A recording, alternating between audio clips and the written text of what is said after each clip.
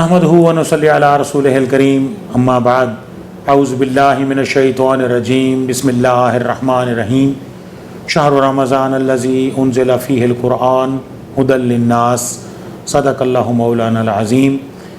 ناظرین محترم السلام علیکم ورحمۃ اللہ وبرکاتہ۔ ناظرین، رمضان المبارک کے بابرکت مہینے میں جب ہم روزہ رکھتے ہیں تو اس کے بہت اثرات مرتب ہوتے ہیں۔ اس کے روحانی اثرات بھی ہیں، اس کے معاشرتی اثرات بھی ہیں۔ تو آج ہمارے پروگرام کا موضوع ہے روزہ کے معاشرتی اثرات کیا ہیں۔ ہمارے معاشرے پر روزے کے بہت سے اثرات مرتب ہوتے ہیں۔ جب ہم روزے کی حالت میں ہوتے ہیں تو ہم بہت سے گناہوں سے بچ جاتے ہیں۔ وہ معاشرتی کیا اثرات ہیں، اس موضوع پر گفتگو کرنے کے لیے ہمارے اسٹوڈیوز میں موجود ہیں محترم جناب ڈاکٹر حافظ محمد معاویہ جلندری صاحب۔ آپ اسسٹنٹ پروفیسر شعبہ علوم اسلامیہ ISP ملتان۔ آپ نہ صرف PhD ڈاکٹر ہیں بلکہ آپ ایک بہت بڑے جید عالم دین بھی ہیں۔ علوم اسلامیہ کے حوالے سے ماشاءاللہ آپ کا بہت نالج ہے۔ ڈاکٹر صاحب، سب سے پہلے تو میں آپ کو پروگرام میں خوش آمدید کرتا ہوں، اور میری طرف سے اور تمام ناظرین کی طرف سے السلام علیکم ورحمۃ اللہ وبرکاتہ۔ وعلیکم السلام ورحمۃ اللہ۔ بہت شکریہ آپ کا، اس خوبصورت پروگرام میں آپ گفتگو کا موقع دیتے ہیں، یہ ہمارے لیے سعادت کی بات ہے۔ اور اگر ہماری کوئی بات کسی کو سمجھ آ جائے اور اس پر وہ عمل کرنے لگ جائے تو آپ کی اور ہماری یہ بہت بڑی نیکی ہوگی، ہماری طرف سے یہ صدقہ جاریہ ہوگا۔ سبحان اللہ۔ اور ماشاءاللہ آپ کے توسط سے اور اس اسٹوڈیو کے توسط سے ہمیں موقع مل رہا ہے کہ ہم کوئی نیکی کی بات آگے پہنچا پا رہے ہیں۔ بالکل بالکل۔ ڈاکٹر صاحب، روزہ کے معاشرتی اثرات کیا ہیں؟ روزہ بذات خود ایک ایسی عبادت ہے کہ جو اپنے کئی انداز سے اثرات چھوڑتا ہے، کئی انداز سے اثرات مرتب کرتا ہے۔ یعنی روزہ رکھنے والی جو شخصیت ہوتی ہے اس کے اوپر بھی اثرات آتے ہیں، آپ کے ارد گرد کا جو ماحول ہوتا ہے اس پر بھی اثرات آتے ہیں، آپ کے معاشرے پر بھی اثرات مرتب ہوتے ہیں۔ بالکل۔ تو روزہ ایک ایسی چیز ہے جس کے عمل سے آپ یعنی روزے کے اثرات آگے تک جا رہے ہیں۔ بالکل۔ میں اپنی بات کو ذرا تفصیل سے اس طرح بیان کروں گا کہ امام غزالی رحمۃ اللہ علیہ نے لکھا ہے کہ روزہ کے حوالے سے 3 طرح کے افراد ہیں۔ جی۔ ایک ہے عام لوگوں کا روزہ۔ بالکل۔ اور وہ عام لوگوں کا روزہ یہ ہے کہ وہ کھانے پینے سے پرہیز ہے اور اپنی خواہشات نفسانی سے پرہیز ہے، جو منع ہے، بظاہر جو چیزیں منع ہے ان چیزوں سے رک جانا، یہ روزہ ہے اور یہ عام لوگوں کا روزہ ہے۔ ایک ہے خواص کا روزہ، ایک ہے خواص کا روزہ۔ جی۔ خواص کا روزہ یہ ہے کہ آپ کے کان، زبان، آپ کے ہاتھ پاؤں یہ گناہوں سے بچ جائے، یہ خواص کا روزہ ہے۔ اور ایک ہے خاص الخواص کا روزہ۔ سبحان اللہ۔ خاص الخواص وہ کیا ہے؟ وہ جی آپ کے دل میں برے خیالات بھی نہ آئے، اللہ اکبر، بری سوچ بھی نہ آئے۔ جیسے روزے کا مقصد بیان کیا گیا لعلکم تتقون، جی ہاں، تاکہ تم متقی بن جاؤ۔ متقی بن جاؤ۔ تو یہ ظاہر ہے دل میں تقوی ہا ہونا او کما یہ اصل روح ہے۔ بالکل، یہ اس کا اصل مقام، اصل جگہ بھی یہی ہے۔ بالکل۔ سبحان اللہ، تو سبحان اللہ۔ بہت یہاں بہت عمدہ۔ سب سے اہم ترین بات یہاں یہ ہے کہ روزہ صرف بھوک اور پیاس کا نام نہیں ہے۔ بالکل بالکل۔ ایک زبان کا روزہ بھی ہوتا ہے۔ بالکل۔ زبان کا روزہ کیا ہوگا کہ آپ نے اب غیبت نہیں کرنی، بالکل، آپ نے جھوٹ نہیں بولنا، آپ نے بد کلامی نہیں کرنی، آپ نے فحش گوئی نہیں کرنی، یہ زبان کا روزہ ہے۔ اسی طرح ایک کان کا روزہ بھی ہے۔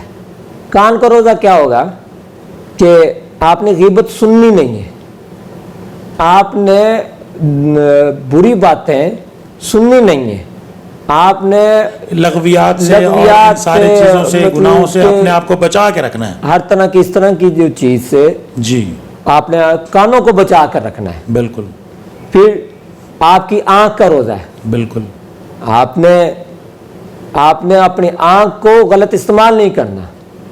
جن چیزوں کو دیکھنے کی اجازت نہیں ہے آپ نے وہ نہیں دیکھنی. ویسے تو قرآن میں اللہ تبارک و تعالیٰ نے سورہ الفرقان میں ہی کہا نا وَلَا تَقْرَبُوا الْفَوَاحِشَ جی ہاں کہ فواہش کے قریب ہی نہ جاؤ. جی ہاں. لیکن جب بندہ روزے کی حالت میں ہے تو اس کا بہت زیادہ اہتمام کرنا ہے. بہت زیادہ اہتمام کرنا ہے. اور یہ جس طرح میں عرض کر رہا ہوں کہ زبان ہے، کان ہے، آنکھ ہے، جی ان کا بھی پھر روزہ ہے، ان کی بھی کچھ ذمہ داریاں ہیں. جی صرف پیٹ کا روزہ نہیں ہے. صرف پیٹ کا روزہ نہیں ہے، ان کی بھی ذمہ داریاں ہیں.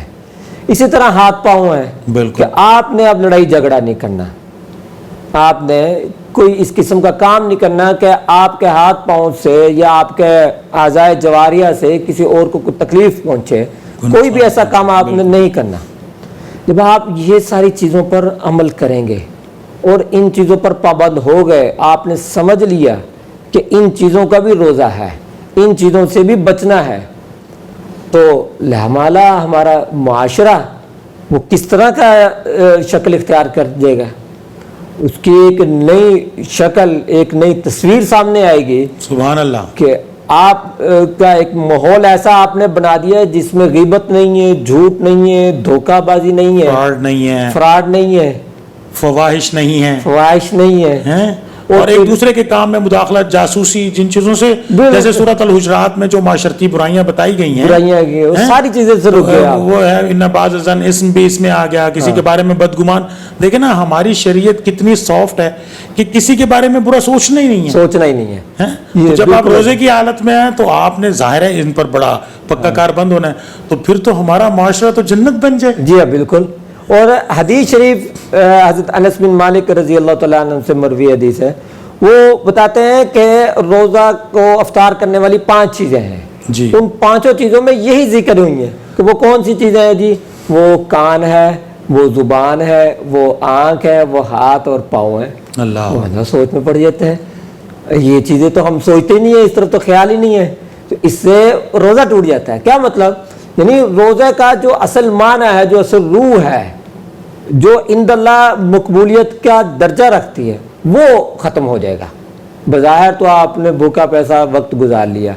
تو اگر ان چیزوں پر ہم عمل کریں گے تو ہمارا ایک معاشرہ جو ہے وہ ایک مثالی معاشرہ جی بالکل وجود میں آئے گا. یہاں مجھے وہ بڑی مشہور حدیث یاد آ رہی ہے جو شاید آپ نے پہلے بھی بیان فرمائی ہے کہ آپ نبی کریم صلی اللہ علیہ وآلہ وسلم کے ارشاد پاک کا مفہوم ہے کہ بعض روزہ دار ایسے بھی ہوں گے جنہیں بھوک اور پیاس کے علاوہ اور کچھ نہیں ملا. جی ہاں. تو اب ہم نے صرف بھوکا اور پیاسا نہیں رہنا جی بلکہ اس معاشرے کو امن کا گہوارہ بنانا ہے. جی ہاں. اگر کوئی خدا نہ خواستہ اگر کوئی لڑائی جھگڑا ہو رہا ہے تو آپ نے اس میں نہیں کودنا. بالکل ایسے. اور اگر آپ سے کوئی لڑنے کی کوشش کر رہا ہے تو آپ نے اس کو نہیں کہنا، آپ نے بس صرف یہی کہنا ہے کہ میں روزے دار ہوں، میں روزے کی حالت میں. تو ماشاءاللہ ڈاکٹر معاویہ صاحب آپ نے بہت اچھی وضاحت کی کہ معاشرے کو آپ نے چند منٹوں میں امن کا گہوارہ بنا دیا. اور اگر جیسے یہ ریفریشر کورس ہے رمضان المبارک، ریفریشر کورس ہے، اور اگر ہم رمضان المبارک کے بابرکت مہینے میں اگر ہم ان چیزوں پر عمل کرتے رہیں تو پھر اگلے جو 11 مہینے آ رہے ہیں تو ان میں بھی ہم ان پر کاربند رہیں تو پھر تو ہم ترقی یافتہ قوموں سے بھی بہت آگے نکل جائیں گے. بالکل ایسے. صاحب کیا فرمائیں گے؟ یہ ہماری 1 مہینے کی یہ پریکٹس ہے. جی یعنی ہم اگر عادت بن جاتی ہے اور پھر 11 مہینے اسی طرح ہی ہم کریں، چلتے رہیں تو جیسے آپ فرما رہے ہیں، تو اس کے بعد تو پھر ہم تو مثالی قوم بن جائیں گے. جی اس کے بعد تو ہم ایک مثالی قوم اور وہ حقیقی قوم اور حقیقی معاشرہ جس کی بنیاد نبی کریم صلی اللہ علیہ وسلم نے مدینہ منورہ میں رکھی، ریاست مدینہ میں جو بنیاد رکھی وہ یہی تھی. اور اس میں پورا سال یہی پریکٹس رہتی تھی. بالکل یہی پریکٹس رہتی تھی اور لوگ ایک دوسرے کو انہی چیزوں کی تلقین کرتے تھے، ترغیب دیتے تھے کہ اس طرح بننا ہے. ہم نے دنیاوی کام آپ کرتے رہے. بالکل دنیاوی کام آپ کرتے رہے اور ان دنیاوی کاموں میں بھی آپ کی جو نیت ہے وہ یہی دینی نیت ہو. بالکل इन्नमल अमालु बिन्नियात। यानी आप फर्ज करें तिजारत कर रहे हैं और आपने करनी है तिजारत, वो तो है, उसमें भी आप ये सोचें कि मैंने अगले बंदे का भला करना है, भला करना है, बिल्कुल उसको फायदा पहुंचाना है जी। और मैंने इस तरह ना करूं कि उसको धोखा हो। जी बिल्कुल जब आपके जहन में नियत ये होगी तो तिजारत तो आपकी हो ही गई, बिल्कुल। और उसके साथ साथ ये आपने कोई उसका जो दीनी पहलू है वो भी हासिल कर लिया, बिल्कुल। तो माशा बेहतर हो जाएगा। बहुत बहुत शुक्रिया मोहतरम जनाब डॉक्टर हाफिज़ मोहम्मद माविया जालंधरी साहब, आपने रोज़ा के माशरती असरात के हवाले से बहुत मुदल्लल और बहुत उम्दा गुफ्तगू फरमाई। आपका बेहद ममनून हूँ कि आप स्टूडियो तशरीफ़ लाए और बहुत इल्मी नुकात पर आपने रोशनी डाली। इंशाअल्लाह आपके साथ आगे भी प्रोग्राम्स करेंगे और गुफ्तगू का सिलसिला इंशाअल्लाह हमारे साथ जारी रहेंगे। बहुत शुक्रिया, जज़ाकल्लाह, थैंक यू सो मच। नाज़रीन कराम, रोज़ा के माशरती असरात, जैसा कि डॉक्टर हाफिज़ मोहम्मद माविया जालंधरी साहब असिस्टेंट प्रोफेसर शोबा उलूम इस्लामिया ISP मुल्तान, आपने इस मौजू पर मुदल्लल और बड़ी तफसीली गुफ्तगू फरमाई है। और आपकी बात से मैं वाइंड अप में यही एक बात करूँगा जो इमाम गज़ाली रहमतुल्लाह अलैह का फरमान आपने कोट किया कि हम ऐसा रोज़ा रखें जो आम लोगों की तरह रोज़ा ना हो, जो ख़ास लोगों की तरह भी ना हो, बल्कि ख़ासुल ख़वास हो, जो रोज़े का मकसद है तकवा का हुसूल, तो वो तकवा का हुसूल अगर हासिल नहीं किया तो भूखे प्यासे रहने का कोई फ़ायदा नहीं है। तो इन्हीं अल्फाज के साथ अपने मेज़बान इफ्तिखार अली गिलानी को इजाज़त दीजिए। अल्लाह हाफ़िज़।